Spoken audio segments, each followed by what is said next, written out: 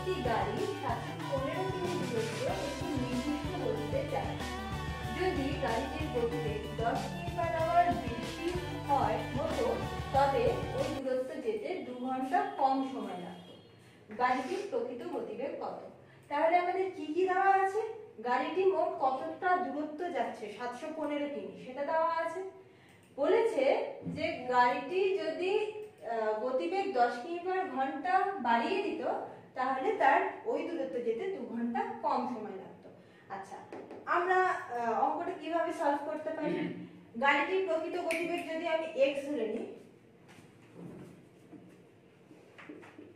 গতিবেগটা যদি আমরা x কিমি/আওয়ার ধরে নিই, তাহলে 715 কিমি দূরত্ব যেতে গাড়িটির স্বাভাবিক সময় লাগবে কত? 715/x।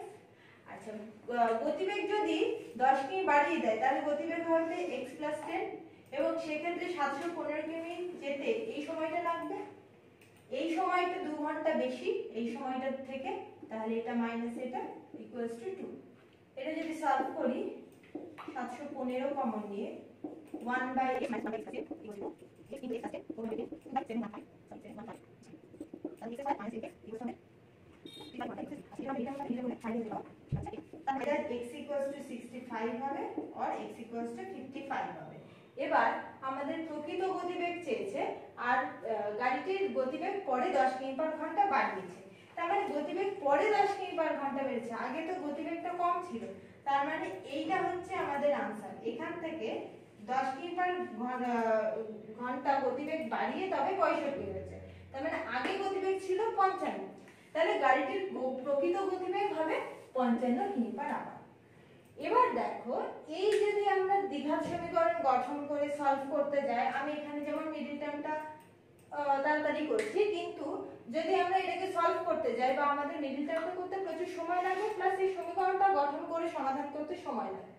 তো আমরা দেখে নিই যে কি এমন ট্রিক করলে আমরা একটু সময়টাকে সেভ করতে পারি।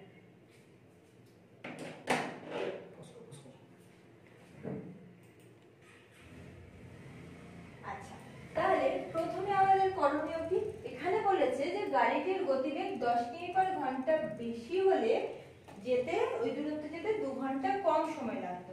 তাহলে 2 ঘন্টা কম সময় যদি আমি নিতাম তাহলে আমাকে গাড়িটির গতিবেগ 10 কিমি/ঘন্টা বাড়িয়ে দিতে হতো। তাহলে যদি আমি 1 ঘন্টা কম সময় নিতে চাই তাহলে গাড়িটির গতিবেগ 5 কিমি/ঘন্টা বাড়িয়ে দিতে হবে। এই যে 1 ঘন্টার সাথে গতিবেগের যে সম্পর্কটা আমি পেলাম, কোয়ান্টিটিটা পেলাম 5, এই 5টাকে আমরা মূল দূরত্বের সাথে গুণ করব। 715 গুণ 5। এবার এটাকে গুণ করে গুণফল জানতে লাগবে না, আমরা কি করব? এটাকে ফ্যাক্টরাইজ করব। আগেরবার যেমন আমরা এখানে 715 আর 5 গুণ করে এটা পেয়েছিলাম, এটাকেই কিন্তু ফ্যাক্টরাইজ করে এনেছি। তো এখানেও সেই কাজই করব। 715টাকে ফ্যাক্টরাইজ করলে আসবে 5 11 5 13 11, আর এই 5 তো আছে। তাহলে এবার আমাদেরকে এমন দুটো ফ্যাক্টর খুঁজতে হবে যাদের ডিফারেন্সটা 10 কিমি/আওয়ার। কারণ গাড়িটার গতিবেগ দুবার যে গেছে, সেই দুবার যে স্বাভাবিক গতিবেগ এবং আসল যে গতিবেগ গেছে 10 কিমি/আওয়ার বেশি, তো সেই দুটোর ডিফারেন্স হচ্ছে 10। তো আমাকে এমন দুটো ফ্যাক্টর খুঁজতে হবে যাদের ডিফারেন্স 10। তো এখানে যদি আমি নিই 5 13 65 আর 5 11 55, তাহলে এই দুটোর ডিফারেন্স কত হবে? 10। তার মানে এই ফ্যাক্টর দুটো আমাদের 65 এবং 55। এবার বলেছে গাড়িটির প্রকৃত গতিবেগ কত? প্রকৃত গতিবেগটা কি? প্রকৃত গতিবেগটা হচ্ছে 10 কিমি/আওয়ার কম, মানে প্রকৃত গতিবেগ থেকে 10 কিমি/আওয়ার বাড়িয়েই আমাদের সময়টা লেগেছে 2 ঘন্টা কম। তার মানে প্রকৃত গতিবেগ হচ্ছে এটা 55। এর থেকে 10 কিমি/আওয়ার গতিবেগ বাড়িয়ে তবেই তো 65 হচ্ছে, তাহলে প্রকৃত গতিবেগ হবে 55 কিমি/আওয়ার।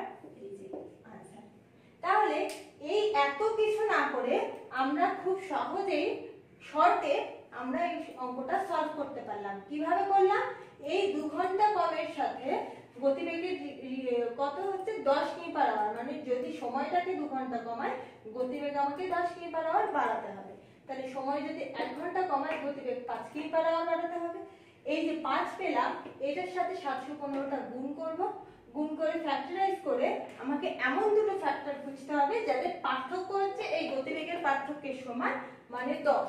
তো আমি দুটো ফ্যাক্টর পেলাম 65 ও 55।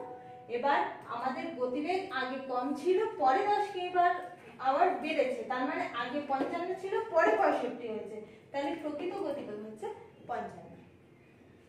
আচ্ছা, একই ধরনের যদি আমরা অন্য একটা অঙ্ক দেখে নিই, তাহলে দেখি কি বলেছে। একটি বিমান তার ছেড়ে যাওয়ার নির্দিষ্ট সময়ে 30 মিনিট পর রওনা দিয়ে 1500 কিমি দূরত্বের যাত্রাপথ পূর্ব নির্ধারিত সময়ে পৌঁছায়। তার স্বাভাবিক গতিবেগের থেকে 250 কিমি পার আওয়ার বেশি বেগ নিয়ে গেলে তার স্বাভাবিক গতিবেগ কত? আচ্ছা, তাহলে এই অঙ্কটাতে কোশ্চেনটা একই রকম, প্যাটার্নটা একই রকম সলভ করার, কিন্তু কোশ্চেনটা একটুখানি ঘুরিয়ে করা। বলেছে যে মোট দূরত্ব 1500 কিমি, বিমানটাকে 1500 কিমি যেতে হবে। আচ্ছা, তো স্বাভাবিক সময় একটা সময় ছাড়ার কথা ছিল বিমানটার, কিন্তু বিমানটা সেই সময় ছাড়েনি, 30 মিনিট পরে ছেড়েছে। তার মানে সে 30 মিনিট পরে ছেড়েছে, মানে তার 30 মিনিট কম সময় লেগেছে, কারণ সে পূর্ব নির্ধারিত সময়ে পৌঁছে গেছে, তাহলে সময়টা 30 মিনিট কম লেগেছে। আর গতিবেগ তার জন্য 250 কিমি পার আওয়ার বাড়াতে হয়েছে। তাহলে 30 মিনিট মানে 1/2 ঘন্টা। এই সময়টা কম হওয়ার জন্য আমাদের গতিবেগ কতটা বাড়াতে হয়েছে? 250 কিমি। তাহলে 1 ঘন্টা যদি আমার সময় কম লাগাতে হয়, গতিবেগ আমাকে 500 কিমি বাড়াতে হবে। এই যে 500টা পেলাম, সেটাকে আমরা কার সাথে গুণ করব? 1500 এর সাথে। 1500 ইনটু 500। এবার তার ফ্যাক্টর বার করব, দুটো ফ্যাক্টর, এমন দুটো ফ্যাক্টর যাদের ডিফারেন্স কত হবে? 250। তাহলে দেখি কি ফ্যাক্টর বার করা যায়। আচ্ছা, পুরোটা আমাদেরকে ভাঙতে হবে না, এখানে আমি 1500 কে 3 4 তাহলে যদি আমরা এটাকে ফ্যাক্টরাইজ করি, তাহলে 2 গুণ 750 1500 কে লিখতে পারি, 500টা 500ই থাক। আচ্ছা, তো আমি যদি শুধু 750 নিই আর 2 গুণ 500 নিই, তাহলে 1000। তাহলে এই যে এই 750 আর 1000 তাদের পার্থক্য কত হচ্ছে? 250। তাহলে এই দুটো ফ্যাক্টর আমি পেলাম। আমাদের কোনটা স্বাভাবিক গতিবেগ? স্বাভাবিক গতিবেগ যেটা 250 কিমি পার আওয়ার কম, কারণ আমাদের গতিবেগটা 250 কিমি পার আওয়ার বাড়িয়ে তবে নির্দিষ্ট স্থানে পৌঁছাতে হয়েছে নির্দিষ্ট সময়। তার মানে এইটা পরে গতিবেগ হয়েছে, অ্যাকচুয়াল গতিবেগ ছিল 750 কিমি পার আওয়ার।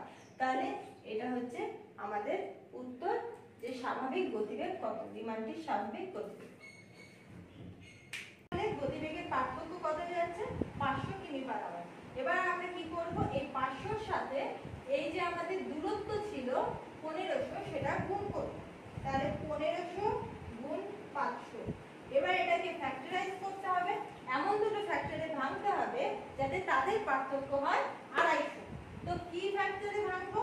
এখানে 1500টাকে 2 গুণ 750 যদি লিখি আর যদি 500 লিখি, আচ্ছা তোমরা দেখো 750 আর 2 গুণ 500 মানে 1000, এই দুটোর পার্থক্য কত? 250। তাহলে আমাদের দুটো ফ্যাক্টর পেলাম 750 এবং 1000। এবার কোনটা আমাদের স্বাভাবিক গতিবেগ? স্বাভাবিক গতিবেগ হলো কমটা, কারণ তারপরে বিমানটা 250 কিমি পার আওয়ার বেশি বেগ নিয়ে গেছে, তাহলে এটা হচ্ছে স্বাভাবিক গতিবেগ। পরে বিমানটা 250 কিমি পার আওয়ার বেশি বেগ নিয়ে 1000 কিমি পার আওয়ার বেগে গেছে, তাহলে আমাদের বিমানের স্বাভাবিক গতিবেগ হচ্ছে 750 কিমি পার আওয়ার। পরের অঙ্কে দেখি কি বলেছে। একটি ট্রেনটির গতির অভিমুখে হেঁটে চলা দুজন লোককে যথাক্রমে 9 সেকেন্ড এবং 10 সেকেন্ডে অতিক্রম করে, যাদের গতিবেগ যথাক্রমে 2 কিমি পার আওয়ার এবং 4 কিমি পার আওয়ার। ট্রেনটির দৈর্ঘ্য কত? তাহলে কি বলেছে যে একটা ট্রেন সেটা দুজন লোককে অতিক্রম করছে, দুজন লোক, দুজনের মধ্যে একজন 2 কিমি পার আওয়ার বেগে চলছে আর একজন 4 কিমি পার আওয়ার বেগে চলছে। আচ্ছা, তো প্রথম জনকে 9 সেকেন্ডে ট্রেনটি অতিক্রম করে, দ্বিতীয় জনকে ট্রেনটি 10 সেকেন্ডে অতিক্রম করে। আমাদের ট্রেনের দৈর্ঘ্যটা জানতে হবে। আচ্ছা, যদি আমরা এখানে ধরে নিই যে ট্রেনটির গতিবেগ যদি ধরি,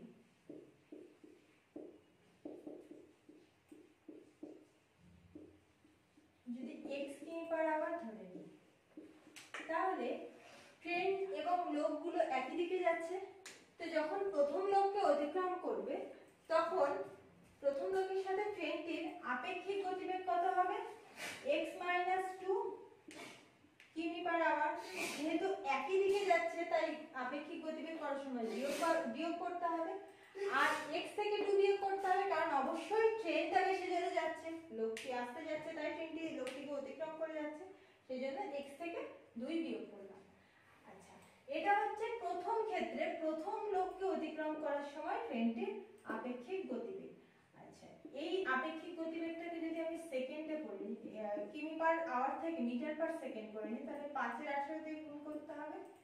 আমরা আমাদের আগের ভিডিওতে বলেছিলাম কেন কিমি/আওয়ার থেকে মিটার/সেকেন্ড করতে হলে 5/18 দিয়ে গুণ করতে হয়। তো এটা গেল গতিবেগ। এই গতিবেগে কত সেকেন্ড অতিক্রম করেছে? 9 সেকেন্ড। তার মানে দূরত্বটা কত হবে? অতিক্রান্ত দূরত্ব হবে গতিবেগ ইনটু সময়, এটা।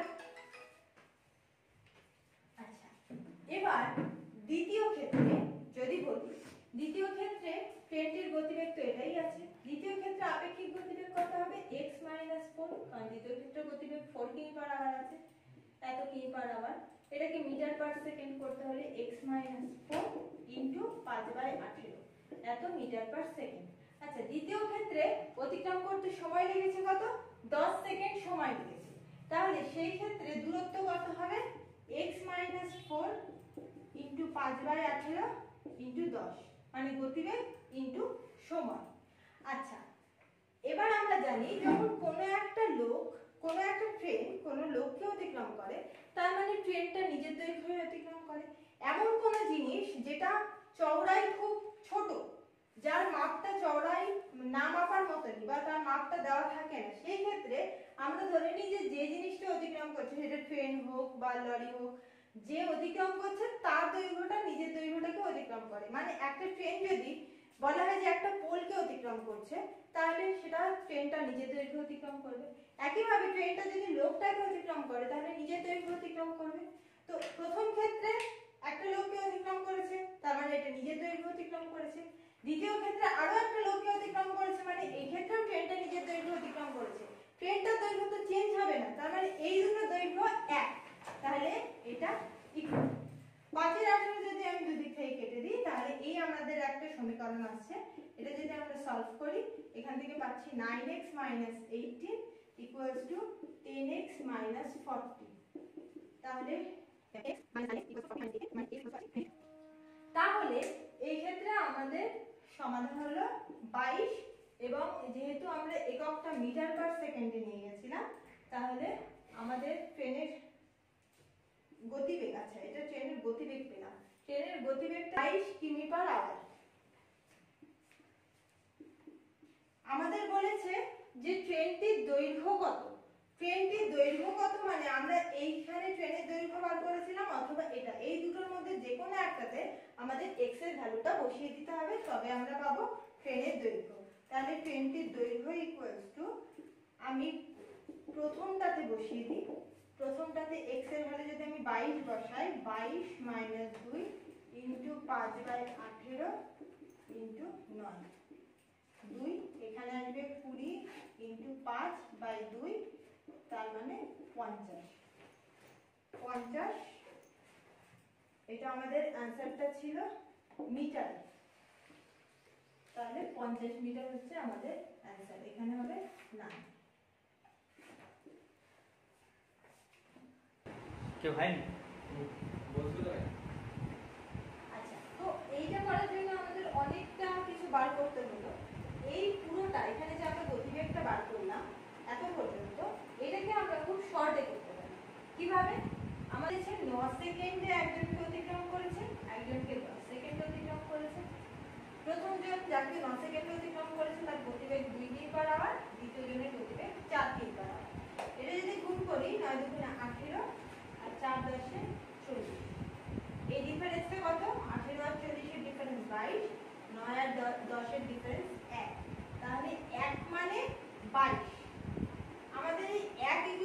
কত সেটা বার করতে হবে। তো এখানে যেটা পাবো সেটাই হচ্ছে আমাদের গতিবেগ। যেহেতু আমাদের গতিবেগগুলো এখানে কিমি পার আওয়ার ইউনিটে ছিল, তাহলে 22টা কিমি পার আওয়ার ইউনিটেই আসবে।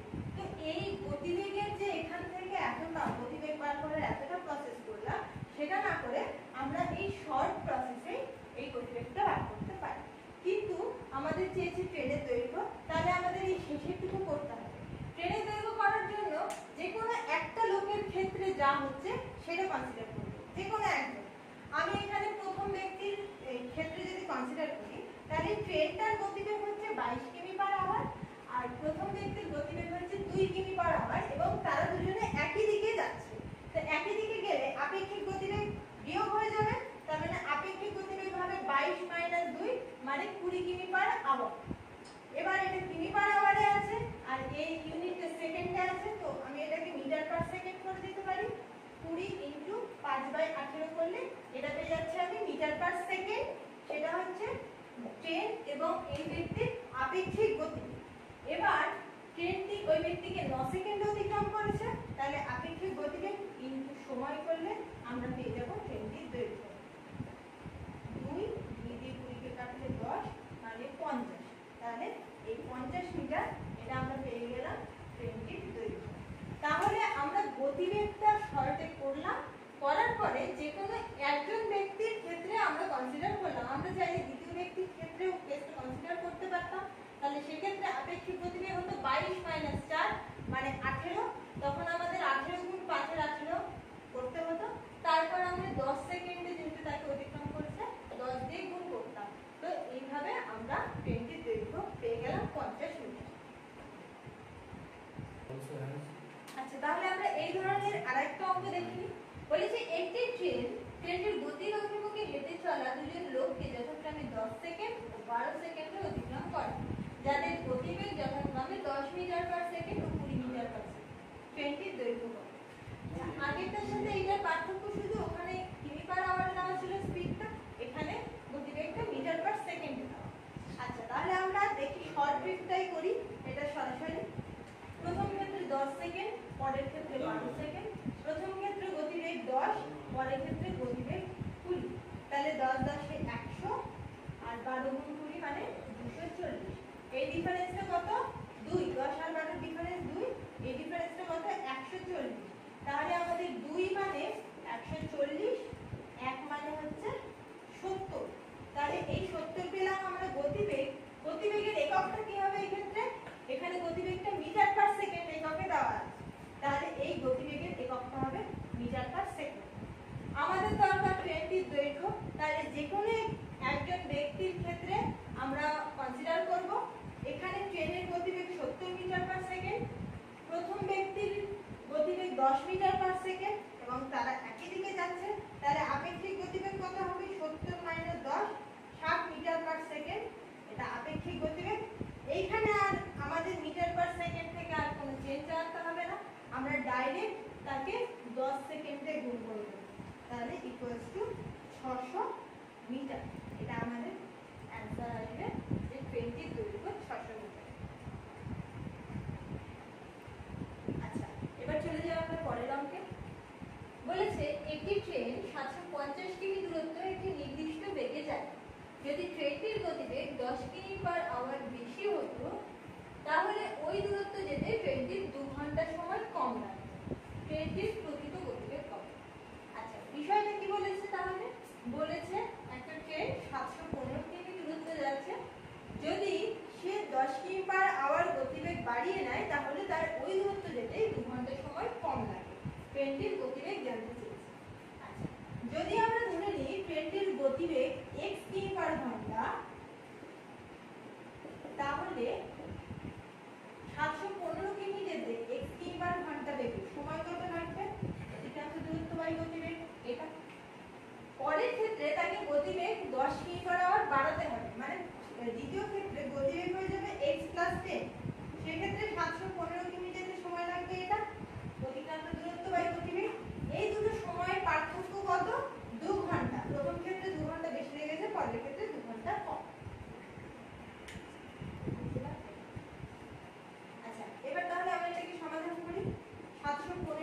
কমন নিই, এখানে থাকছে 1/x minus 1/x plus 10 equals to 2।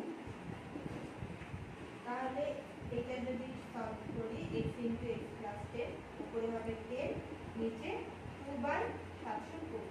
আচ্ছা 2 দিয়ে কাটছি 5, তাহলে পাচ্ছি x স্কয়ার plus 10x 715 গুণ 5 মানে 3575 তাহলে এখান থেকে আমাদের মিডিল টার্ম করতে হবে 3575 কে ফ্যাক্টরাইজ করে 10 বানাতে হবে।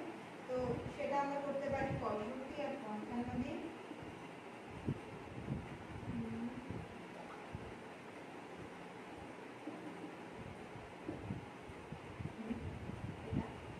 তো এক্ষেত্রে বলে আছে x equals to 50। তো এই যে এই অঙ্কটা এভাবে সলভ করতে গেলে এক্সেলে সলভ করতে গেলে আমাদের কাছে একটা ইকুয়েশন সাজাতে হলো, সেটা থেকে দ্বিঘাত সমীকরণ এলো, সেটা থেকে মিডিল টার্ম করতে হলো, অনেক কাজ করতে হলো, অনেক লেন্দি। এবার টাইম সেভ করার জন্য আমরা কি করতে পারি? আমরা এই প্রথম থেকে কিছু করবই না, আমরা ফ্যাক্টরাইজ থেকে ডাইরেক্ট করব। সেটা কিভাবে সেটা দেখে নিই। আমাদের 2 ঘন্টা কম সময় লাগতো কখন?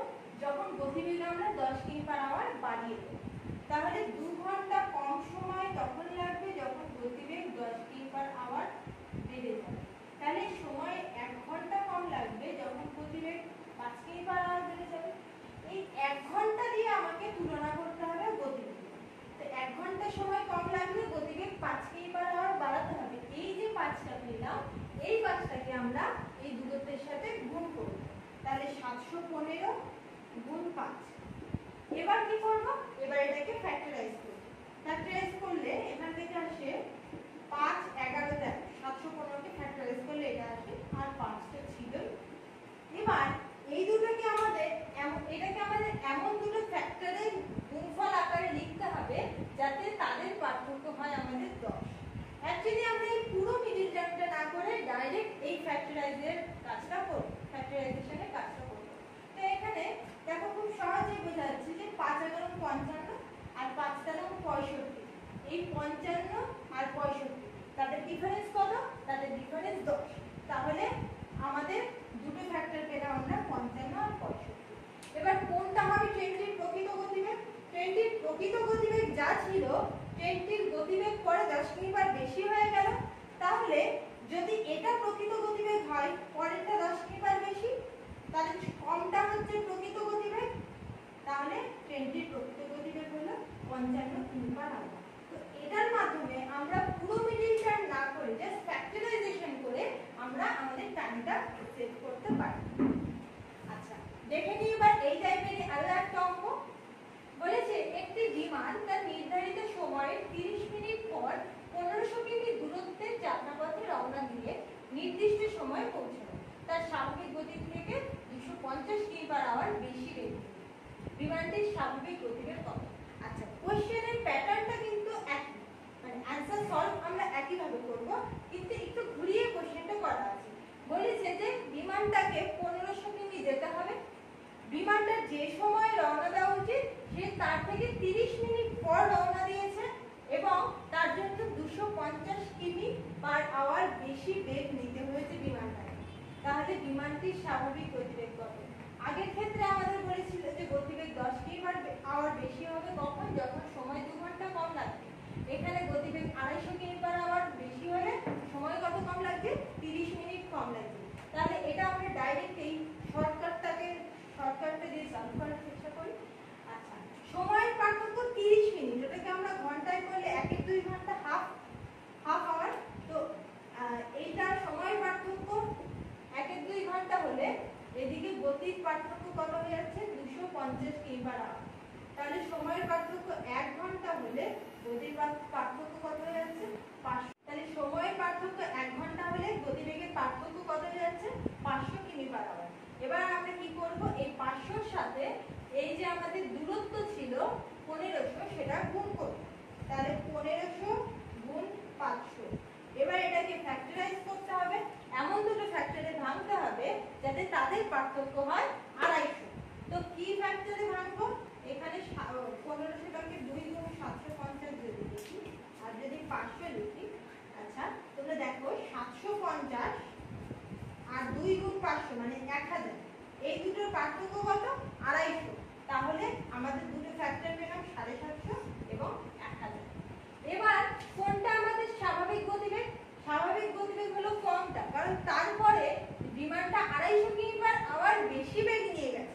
তাহলে এটা হচ্ছে স্বাভাবিক গতিবেগ। পরে বিমানটা 250 কিমি/আওয়ার বেশি বেগে নিয়ে 1000 কিমি/আওয়ার বেগে গেছে, তাহলে আমাদের বিমানের স্বাভাবিক গতিবেগ হচ্ছে 750 কিমি/আওয়ার।